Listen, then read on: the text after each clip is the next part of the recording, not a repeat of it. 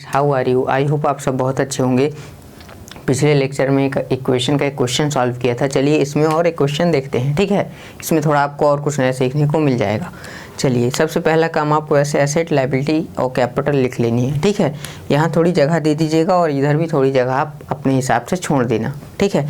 तो सबसे पहले क्वेश्चन रीड कर लेना है कि कौन से एसेट्स के आइटम है उनको रीड करके लिख लेना, कौन से लायबिलिटी के आइटम है उनको रीड करके लिख लेना है आपको। सबसे पहला आइटम मुझे मिला कैश, ठीक है।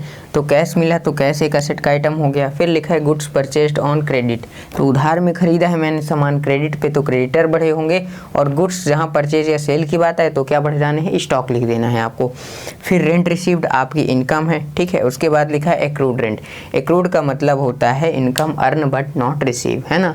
मतलब आपने कमा तो ली है लेकिन अभी आपके हाथ में वो पैसा मिला नहीं है। जैसे मैंने कहीं पे पढ़ा दिया पूरा 1 महीने, लेकिन मुझे क्या हुआ, अभी इनकम उसका पैसा नहीं मिला। फिर लिखा है इंटरेस्ट रिसीव्ड इन, तो ये मेरी एसेट है। एक्रूड क्या है, मेरी एसेट होती है। और इंटरेस्ट रिसीव्ड इन एडवांस, माने कहीं से आपको एडवांस में इनकम मिल गई तो आपकी लायबिलिटी हो जाती है ना। मैंने जैसे आपसे मान लीजिए पैसे एक ही तारीख को पैसे ले लिए, अब मेरी लायबिलिटी की मैं आपको पूरे महीने पढ़ाऊँ, ठीक है। चलिए तो मुझे क्या क्या चीज़ें मिली एसेट साइड में। पहला मिला मुझे कैश, फिर गुड्स की बात हुई थी तो गुड्स मतलब स्टॉक आ जाएगा आपका। फिर रेंट रिसीव्ड, ये तो इनकम की बात हो जाएगी, ठीक है। उसके बाद है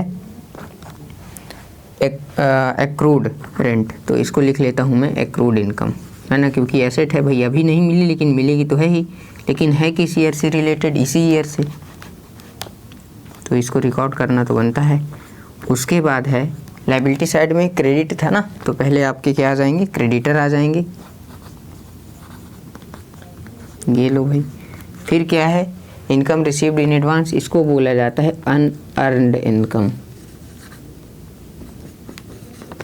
फिर है आपका यहाँ पे कैपिटल, ठीक। तो इतनी चीज़ें हो गई। पहला है बिजनेस स्टार्टेड विथ कैश, तो being business started with cash, तो कैश भी बढ़ेगा और क्या बढ़ेगी, मेरी कैपिटल भी बढ़ जाएगी। कितना है आपका 40,000, ये लो भाई, कैश बढ़ा 40,000 से। स्टॉक में कोई इफेक्ट नहीं, एक्रूड इनकम में कोई इफेक्ट नहीं, क्रेडिटर में कोई इफेक्ट नहीं, अनअर्न्ड इनकम में कोई इफेक्ट नहीं। कैपिटल मेरी कितने से बढ़ गई है, 40,000 से।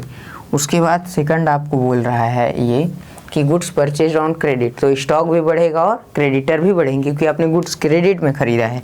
तो कैश पे कोई इफेक्ट तो पड़ा नहीं, लेकिन स्टॉक आपके कितने से बढ़ा है, 20,000 से बढ़ा है। एक्रूड इनकम कोई इफेक्ट नहीं, क्रेडिटर आपके बढ़ जाएंगे 20,000 से, ठीक है। अनअर्न्ड इनकम कोई इफेक्ट नहीं, कैपिटल अभी नो इफेक्ट। फिर लिखा है रेंट रिसीव्ड आपकी इनकम है, तो रेंट रिसीव मतलब कैश बढ़ेगा और क्या बढ़ जाएगी, मेरी कैपिटल बढ़ जाएगी क्योंकि इनकम है। तो थर्ड क्या हो जाएगा मेरा, रेंट रिसीव्ड कितना है 2000, तो कैश बढ़ा 2000 से, स्टॉक पे कोई इफेक्ट नहीं, एक्रूड इनकम नो इफेक्ट। उसके बाद है क्रेडिटर पे कोई इफेक्ट नहीं, अनअर्न्ड इनकम पे कोई इफेक्ट नहीं, और कैपिटल मेरी कितने से बढ़ जाएगी, 2000 से बढ़ जाएगी, ठीक।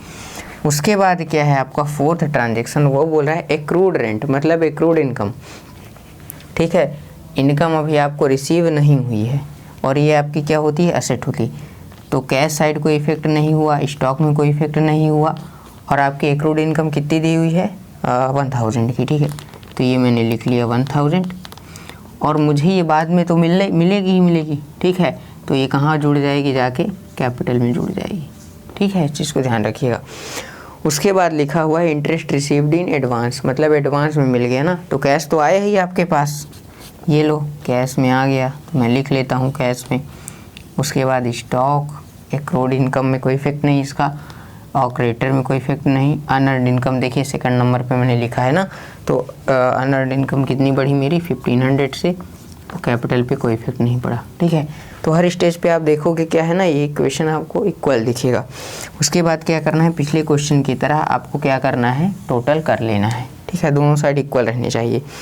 तो अगर मैं इसको लोड रहा हूँ 40 और प्लस 2 42 और प्लस 1 43,500 प्लस 20,000 प्लस 1,000, ठीक है। उसके बाद देखिए यहाँ पे क्या आया, यहाँ पे आया आपका 20,000, ठीक है। देन यहाँ पे आया आपका 1500, और उसके बाद क्या निकल के आएगा 40 प्लस 3, तो 43,000, ठीक है। तो जब आप इनको जोड़ेंगे तो क्या होगा, इक्वल होगा, ठीक है। फिर से मैं वही पिछले बार की तरह यहाँ पे लिख के दिखा देता हूँ आपको, लायबिलिटी प्लस कैपिटल। तो असेट साइड का आप टोटल करेंगे ना तो हो जाएगा 43,500 प्लस 21,000, ये हो गया 64,500 इक्वल टू इधर का टोटल करते हैं, चलिए 20,000 प्लस 1,500 प्लस 43,000, तो इतना हो गया 64,500। तो ये क्या हो गया, आपकी इक्वेशन इक्वल हो गई है ना। तो देखिए हर ट्रांजेक्शन ना दो जगह इफेक्ट डाल ही रहा है, चाहे दोनों यहीं इफेक्ट डाल दे, चाहे दोनों एक यहाँ इफेक्ट डाले और एक वहाँ पे इफेक्ट डाले, ठीक है। तो चलिए आई होप आपको समझ में आया होगा, ठीक है। चलिए प्रैक्टिस करते रहिए, मिलते हैं नेक्स्ट वीडियो में। Good luck.